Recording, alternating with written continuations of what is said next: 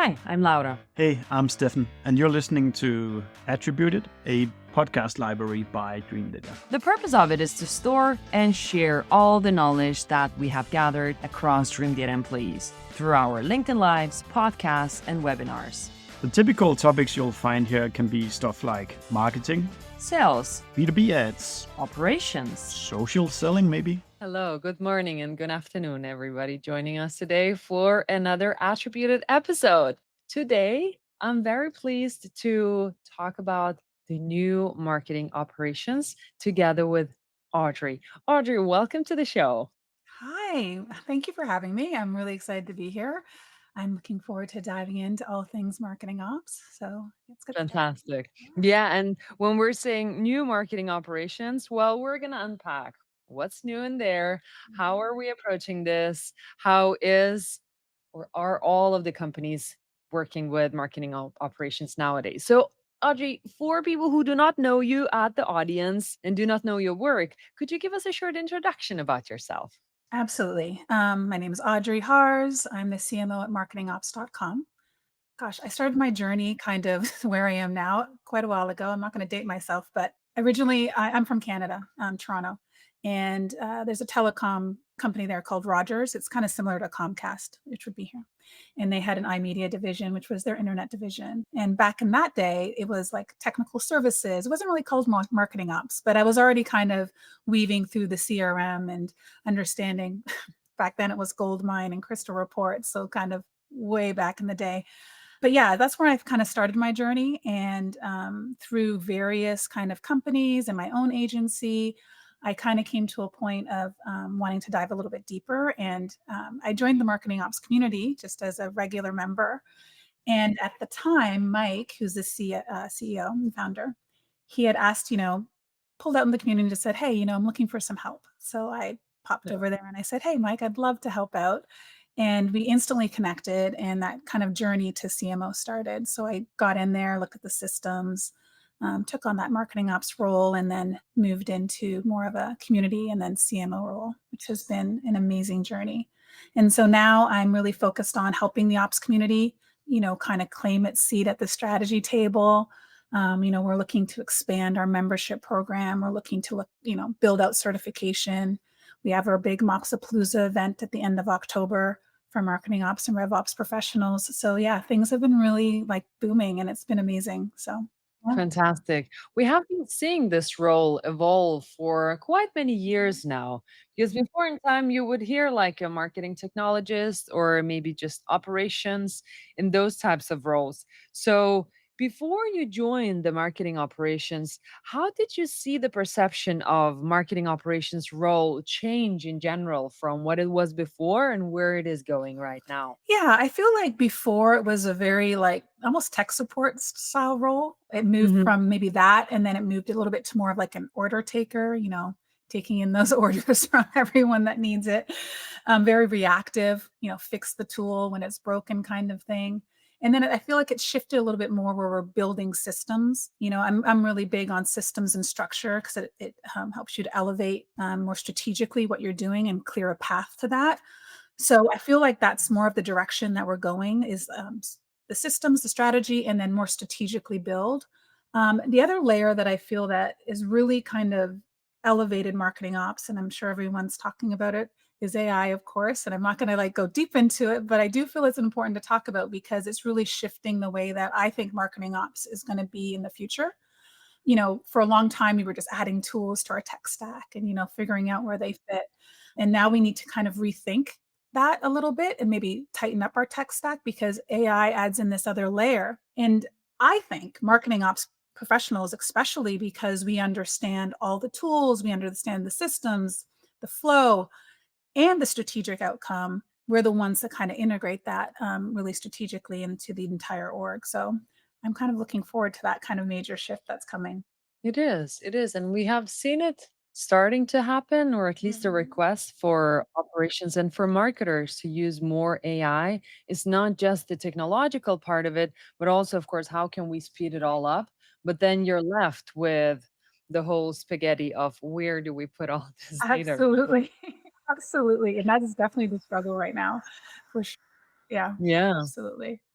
The title of the episode is The New Marketing Mhm. Operations. So, walk me through what you see is new in this comparing to where we were before, and what type of old marketing operations we're replacing. Yeah, so as I kinda mentioned, I think we were kind of an execution engine. I kind of feel like, building that Yeah. campaign, you gotta run the report, you gotta manage the tool, it was these kind of task-based things that we were, made to do, and we're now I feel like we're coming into more of a strategic role, and we're starting to understand, yes, we understand all the systems, but because we have such a strong understanding of the systems, we're able to inform the strategy so much better because we're able to see the entire kind of flow.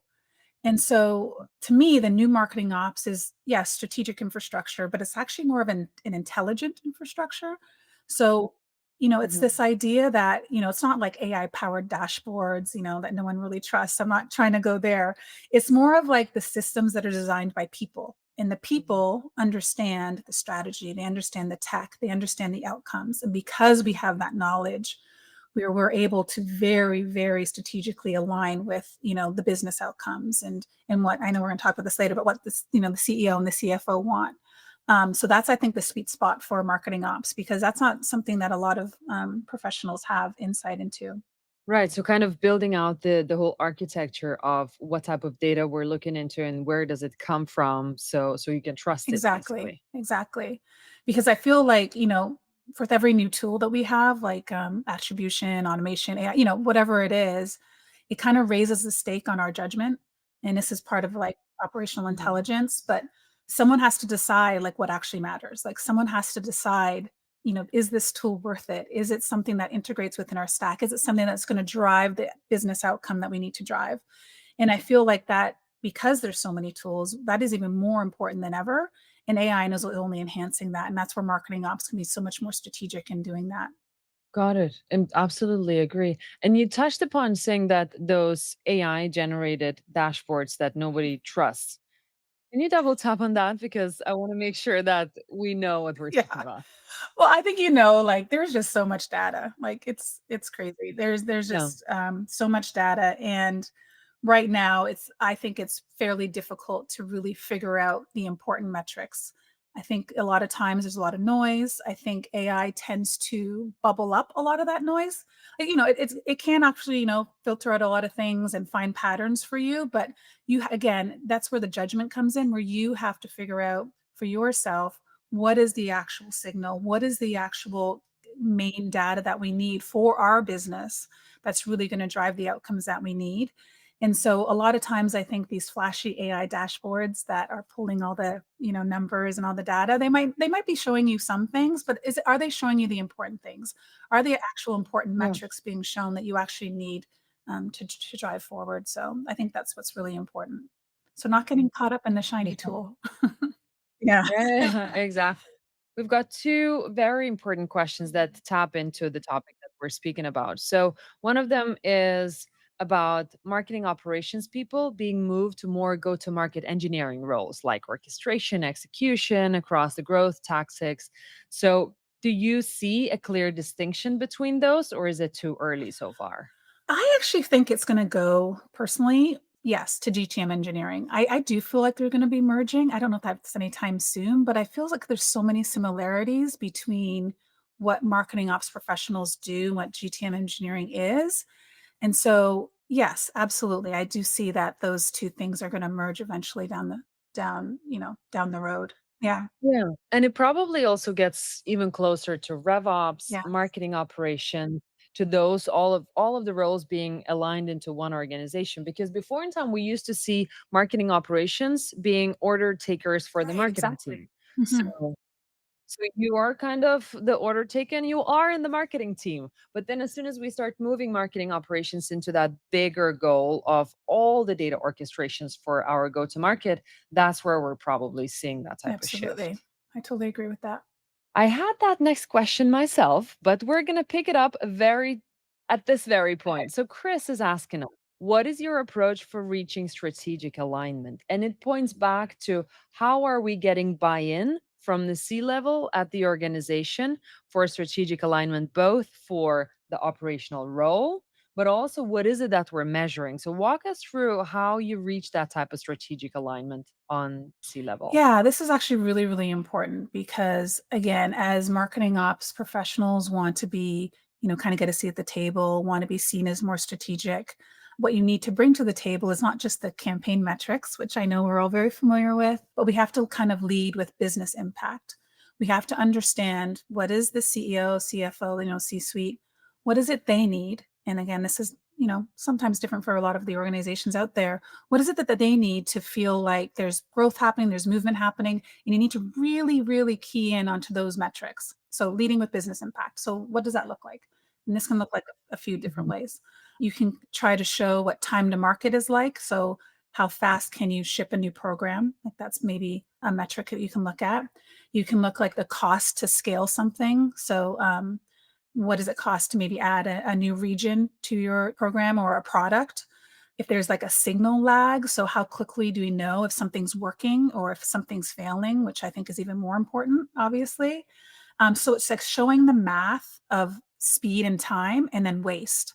And I think that's what provides clarity for the C-suite, not only because it maybe shows them directionally where they might need to do or make decisions, but it helps them to understand that you know what the business is about and you know how to strategically make decisions to help them make decisions.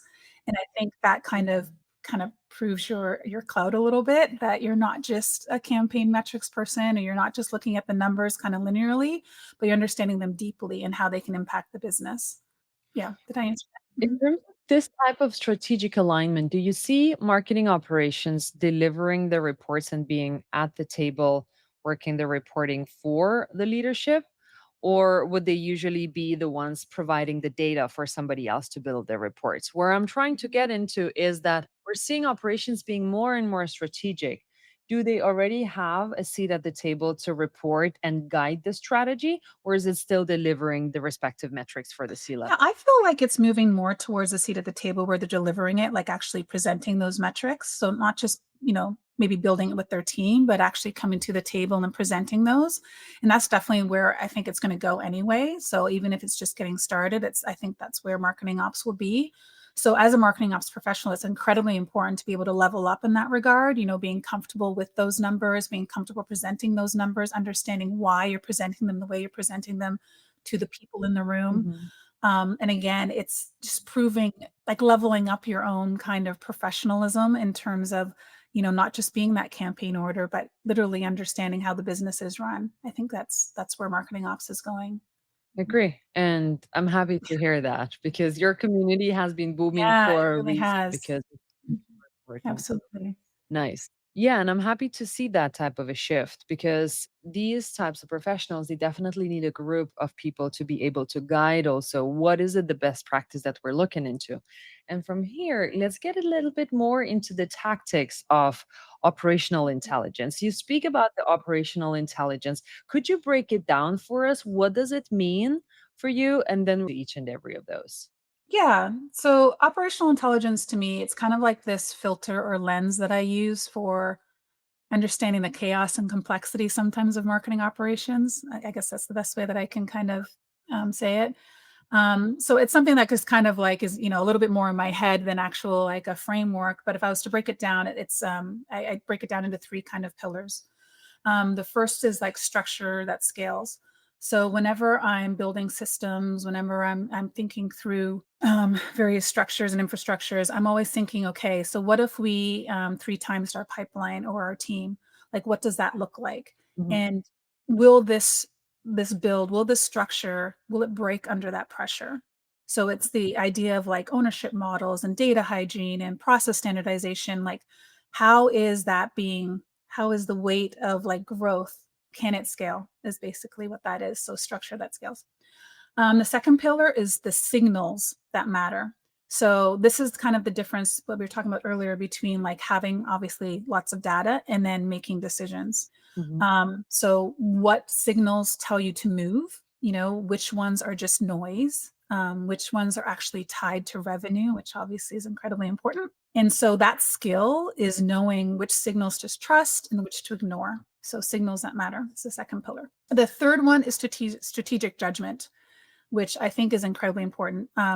This is a little bit more of the human edge, and it takes a little bit of flexing, and learning, for yourself, I think, so it's applying context and timing and, trade-offs to all the decisions, that you're making. It's what keeps like, it's deciding if the automation is, turning into a fast mistake or if it's, waiting for the long run. Speaking or touching a little bit on AI again, I think that judgment matters actually even more now than I think ever before because AI can optimize very well, I think, but it can't necessarily tell you why something matters or whether you should Right. act on it. And I think that's where human judgment really comes into play. And again, because we are so, in my mind, overwhelmed with AI right now, because obviously it's very new and it's very fast paced and things are changing daily. Our judgment is kind of like our moat right now. And ops people have been kind of building that moat for years. And now we need to kind of lean in really hard on using that and using that judgment to decide strategically which things are where we lean into and which things we pull back on. So that's where strategic judgment kind of comes into play. So, Right, right. yeah, structure that scales, signals that matter, and strategic judgment are the three kind of pillars. And if you look into the structures that Mhm. scale, we had a question about the tech stack as Yeah. well.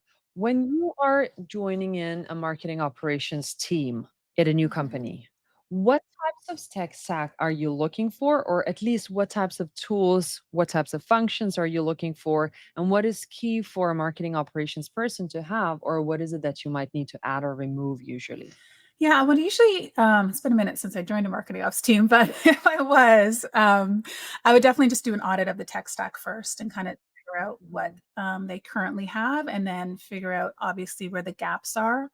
So, the CRM system, what automation tools they have, obviously any kind of data, warehousing tools they might have, it kind of depends, I guess, on the organization, but kind of understanding what that is, determining where the gaps are, but even before deciding, and I think this is where people might get caught up a little bit. I know I have, is even before deciding what new tools to add and like and 'cause I know I get excited about new tools all the time to be honest, but it is first understanding what's the strategy, like what is our goals, what are our objectives. So it's actually having those conversations with the teams that Mm. are you're going to be working with, because I think that part is often missed, and I think that's actually where you start. It's almost like working backwards in a way. You start there, and then you understand what that looks like, and then you start to find the tools that would work best within the system to make sure that everything flows. Yeah. Right, and agree, it is walking Mhm. backwards exactly also from your operational Mhm. intelligence breakdown, because you won't be able to do the judgment if you don't know what is it that we're Exactly. judging in terms of the data itself. So before building out the structure of the data, you need to understand what the team is going to use it for, so you're later are well connected and know all of the whys, why the data is looking the way you're Exactly. doesn't. Exactly. Nice. So, in your day-to-day role, when talking about this type of operational intelligence, how do you apply those types of tactics in day-to-day? Yeah. I guess from a day-to-day standpoint, that's a really good question. 'Cause I feel like a lot of times it's just kind of happens, like, in your Yeah. head, like, you don't really, like, break it down. But I guess, I usually start with, like, I'm a big audit person, like, I like to look at, if a problem arises or even if it doesn't, if I'm just kind of thinking strategically, I'm seeing a gap somewhere, or I know we need to shift and focus on something a little bit different based on the market, based on our audience, based on any number of factors. I'll usually take a step back and kind of lean into what I was saying earlier, like, what is it I'm trying to accomplish? What is the Mhm. ultimate strategy here? So, again, kind of like working back. So once I understand that, and it might take a little bit of time to kind of understand that, and I think that actually is okay because leaning in hard to that and taking the time to really flesh that out is actually going to help all the other things that you need to do. So the strategy first, understanding the objectives and the outcomes, and then from there, looking at the various kind of either departments or tasks or campaigns and figuring out how to break them down so that they roll up to that. So if I was looking at a specific campaign, for example, and I knew I needed to hit a certain objective around, I don't know, let's say it's number of leads to be really simplistic here. And if a client was complaining that leads weren't coming in like they'd hoped, and they immediately thought that the creative was, not right, or the messaging was not right. And I'm like, okay, that's valid. Let's have a look. And so I'll immediately kind of like roll back and like, okay, let's look at the strategy here. Let's look at the structure. And maybe it wasn't that. Maybe it's actually our lead routing was wrong, or maybe, we weren't scoring it properly. So Mhm. breaking that down and then understanding what that is, and then looking at obviously the data and seeing where the gaps are. So it's like this very like systematic way of looking at every single thing based on what you're ultimately trying to accomplish. And that makes it easier because I'm able to go back to the client and say, well, actually, when we originally like, we're launching this campaign, or I'm going back to my team, leads weren't actually the goal. Like, I'm just, and as an example, maybe leads weren't actually the goal. Maybe we were actually looking for something else. So, but if you already know strategically that that was what you were looking for, it's very, very easy to figure out where the gaps are. I think that's what's, yeah, Yeah. absolutely. Very insightful. And when you speak with operations professionals also in your community too, where do you think the biggest mistakes happen for marketing operations? And that is usually lesser of importance rather than how much marketing operations is using their time on. Um, I think not pushing back. Uh-huh. A lot of times we get things from various teams, can you take care of this, or launch this, or deploy this, or that kind of thing. And it's not a fully fleshed out strategy. I know I've been in a lot of positions where, whether it's because of like there's an urgency around it because it's a last minute request, or around something that just kind of needed to be pushed out the door, and there wasn't like the strategic kind of thinking behind whether that's a good idea or not, whether it's aligning again Yeah. with our business outcomes and our business goals, whether it's great for maybe the client, depending on your org, is and it's so pushing back and saying, actually, that's probably not the best thing that we should be doing. Let's talk it through and let's strategically find how we need to align to actually make it be really successful. Mhm. Love that. That's why you are in this type of a role because you don't think in silos. You go across the organization, understanding how the systems are connected. When talking about going across and all the shiny Mhm. features, you like tools, but when getting the tools in place for marketing, who's usually in the driver's seat in the companies that you speak with in your community? Is that the marketer or the operations who will have to connect so far from what you see from your experience? I so far see it's the marketing ops person that's driving that, Uh-huh. and I believe they should. I feel that they have the most knowledge about the systems, how the systems connect, how the systems flow, how everything connects, what is needed when, Yeah. how to access it. Like, it makes total sense for them to be the ones to understand the entire tool stack. So yeah, absolutely, that's where it sits. Got it. Got it. So now if we're talking about a new operations Mhm. professional who starts at a new company, what are their key things that they have to have a look at when they just join the new company? Okay, tech stack, I think, is important. They need to meet with, like I alluded to earlier, meet with the various teams and understand what those teams need, understand what their goals are, understand like if hopefully there is, but any SOPs that are in place or current kind of processes that they are using. So understanding those as well. I think it's important to understand how things roll up for your role. So who do you report to? Who do they report to? And then what's your path to the C-suite? So understanding what that looks like, and if there's opportunities for you to be in that room, depending, I guess, if the role is set up that way. And if it's not, then how can you make that happen? So strategically thinking about that as you're maneuvering within the organization. Yeah, and then I guess your team, if you have one, Yeah, depending, obviously. I think that might be it. then you're good to go. Yeah. Now we have to ring the bell because we got a question about AI. So let's Oh, I love it. Let's go. we were anticipating. Will we get a question about AI? I could talk about AI all day. All right. So, Chris, as a marketing team leader, how do you approach governing the use of AI to ensure it's amplifying your strategy instead of pushing against it? Love the question. Thank you so much, Chris. Yeah, that's a really great question. And I do have to admit I struggle with it because I know I'm like a hyper AI. Like, I love AI. I use it all the time. I'm always trying new ways to integrate it within some of the things that we do to be more efficient, and then also balancing like the fact that a lot of this stuff is just so it's a work in progress, I guess is the best way to put it. So I guess my approach is curiosity, I think is really, really important. But like with the team and within marketing ops, I think it's just really important to research and understand the foundational aspects of AI. So, if you just pull back from the kind of fluff of AI, like, hey, Sora 2 just came out and you can, create video. And that sounds really cool, but that has like zero application. So if you can pull back a little bit on that kind of like the fluff of it and look at like the foundational aspects of AI and to really lean into how that can inform and amplify your strategy, I think that's what's really important. So again, using your judgment on the things that you think will stick around, the things that you think will ultimately enhance what you're doing, and lean into those and kind of let the other stuff kind of play out. I'm not sure if that answers your question, but I think, Mm. that's kind of how I see how AI plays out for me.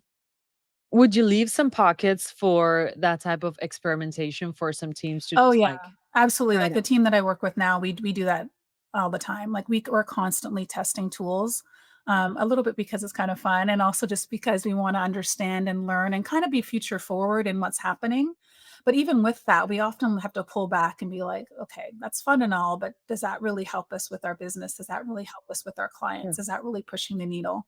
And usually, honestly, most of the time, it's not, because the foundational stuff is what matters. The fl There we go. Yeah. There we go. It's fun. Yeah, it's fun, and you would expect it to deliver so much Yeah, more for you, but then what you got delivered, you still need to guide it with your own absolutely. principles and understanding of the background data Mhm. too. Uh, for all of the operations professionals that are listening to Yeah. us right now, is there some tactical moves they could do today or during this week to be able to be kind of to drive better governed systems? Okay, if I was to approach that, I would probably, pick one thing. Mhm. I find this easiest for myself is instead of being overwhelmed by all the things, I pick one thing, one workflow or one, maybe there's a strategic outcome that I'm focused on. Pick one thing and Mm, break it down like literally every single thing, the handoff, the tool, the people involved, the decisions you make, just every single step. And then just kind of be honest about, where are the points where it slows down or where things get dropped mhm, or where something has to be manually fixed. And if you can map that out, let's say in this example of a workflow, that's when you can kind of apply like a little bit of the operational intelligence in terms of understanding, okay, where does this break? Like when it's under pressure, where is like the communication lost or where is that data like not being found or, so that kind of pressure. And then you can identify the signal that is breaking before it fully breaks. So like almost like an early warning system. So if you're trying to understand, a certain KPI or metric and you're not quite getting there, or maybe it's blended and it's not coming out the way that you hoped, you're able to understand from breaking it down. And then lastly, you can figure out, where the judgment's being broken down. So if the communication isn't happening somewhere, or maybe a decision was made about a certain flow that just isn't quite getting you where you need to be, you can mhm. again switch that out. And so you break everything down, you apply the three kind of pillars, and then from there you look at your most highest impact break and you fix that first. So once you understand what the highest break is, you fix that, and then from there you can flow with everything else. And I think by doing that, like tactically, like when you're talking about how you can apply it to day-to-day stuff, I think that's the easiest way that I kind of see how to approach things is focusing on one thing, not all the things, just one Yeah. thing. Yeah. Yeah, and then we're taken away from that kind of order Mhm. takers. Go fix that, Right. do this, or execute this campaign. If there's something that is breaking more or less every time, work on the bigger problem to unpack it as well and understand why this is happening. I love that. And that's where we want marketing operations to be as well. They will help us with the order taking, but if we don't roll it up to the top and understand why this is happening or breaking at the first place, then it's a bit tougher to get the help we Absolutely. need. I totally agree. Audrey, for the upcoming 2, 3 years, because you speak with so many operations professionals, and I've seen the role changing so much over the last 5 years. For the upcoming 2 to 3 years, where do you think the biggest challenges will come for marketing operations? Yes. Okay. So I think that there's in the next 2 or 3 years, I think there's going to be probably two camps of marketing ops professionals. I think there are some that are still going to be maybe in execution mode, maybe managing tools, running reports, putting out fires, that kind of thing. And I think that some of that will be helped with AI and some integrations there, but there'll still be someone that kind of manages that or makes that happen. So maybe more execution. But then there's this other group that I feel like is definitely where we're leaning into more is the more strategic kind of group, the ones that are designing systems that inform those decisions strategically. So not just supporting campaigns, but have the more strategic outlook. They're kind of like the ones that leadership will call on, when they're making big bets, because there's like an inherent trust that has been built over time. Like, we're thinking over 2 or 3 years, and they keep coming to the table and they keep bringing that strategy, right? With whether it's with the reporting, whether it's with insights on the tools and the tech stack. And so they would create that synergy and that trust, and so leadership will start trusting their decision, their strategy more. So it's just like this symbiotic relationship. So I think marketing ops people will be the ones that will say, this is what we need to build. This is how we need to build it. This is how it fits into our systems. And this is ultimately the outcome because of it. So again, the rollback, they understand the strategy of the organization. And because of that, they are able to roll back, look at the entire system and infrastructure, and know exactly what needs to be built and how. And I think that's the kind of the sweet spot. Yeah, and then they can also like the other sweet spot is because they're able to say, because we know the cost of not doing this. Like we know that if you don't, Mhm. here's the whole list of things of problems it's going to cause. This is how you're not going to get what you need, for all the C-suite. This is how you're not going to need get what you need. So yeah, I think that there's going to be two pockets. I think AI is going to be a big disruption, but I think actually in a very positive way for marketing ops people. Because I think that they're the ones that can take hold of that and really integrate it smartly and well. So I think the companies that will kind of win in 2 to 3 years, if we're looking ahead, are really the ones that let ops people do that, that lean Mm. into them kind of being strategic and letting them lead in that regard, because they're definitely ready. Like again, we have so many years of experience in that space. It's absolutely we're ready. So I love this future yeah. outlook. And wrapping this up, Audrey, you're arranging Mops Yay. Appaloosa. And a lot of marketers, yay, yeah. Tell us, of course, when it is, who are you awaiting to come? But my question is, since people are able to suggest their topics and vote for the topics that they want to see during the event, what are the trending topics? So give us the breakdown of Okay, the sure. event. So you can go check it out, obviously, at mopsapalooza.com. But the rundown is this is like the best community event ever for marketing ops and Rebs ops professionals. It's in Anaheim, California, and it's October 27th through 29th. So it's coming up in just a few weeks. So get your ticket if you haven't. We have about 400 to 500 professionals showing up. We have a pre-conference. We call it Camp MOPSA. It's akin to we used to do these smaller summer camps, and we've rolled it into Mopsapalooza. So it's called Camp MOPSA, where we have like little workshops that you can do on the Monday. But then the actual conference itself happens the next few days, and we got a ton of great speakers. And plus, we have great we have game night, and we have like a scavenger hunt and dinners, and so everything that you would expect from a really fun conference. So I'm really looking forward to that. We also have a women's breakfast that I'm running, mops and mimosas, which will be great. Yeah, so some of the things that I can talk about is in terms of the agenda. So career stuff, obviously, which is very important for a lot of people right now. What does that look like, as you're maybe job hunting or maybe just growing your career? That's one. What are some of the skills you need as a marketing ops and rev ops professional today and kind of beyond through 2026?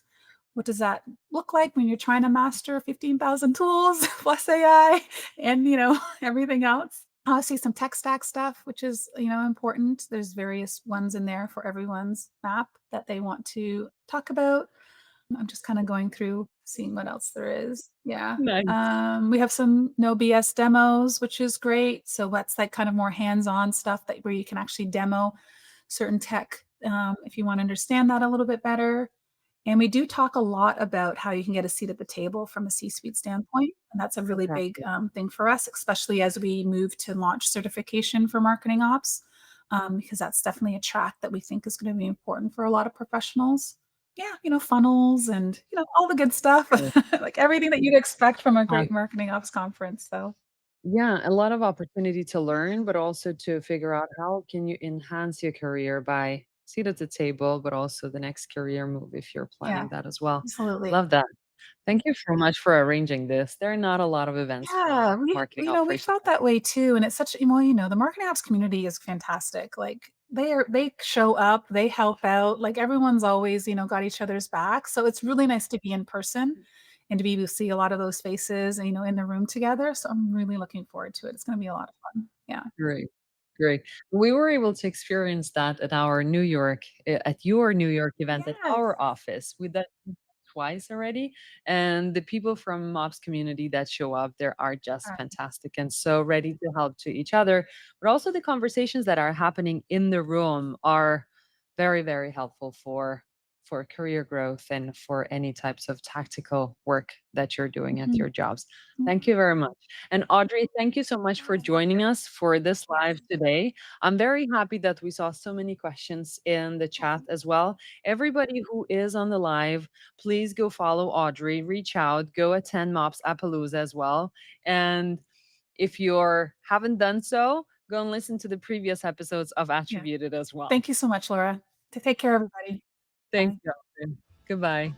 We hope you like listening to us. Subscribe to our podcast and the ones that we have been guests on. And if you have any feedback for us, just do let us know. And should there be a guest that you think we should be talking to, then pitch us. We're looking forward to seeing you.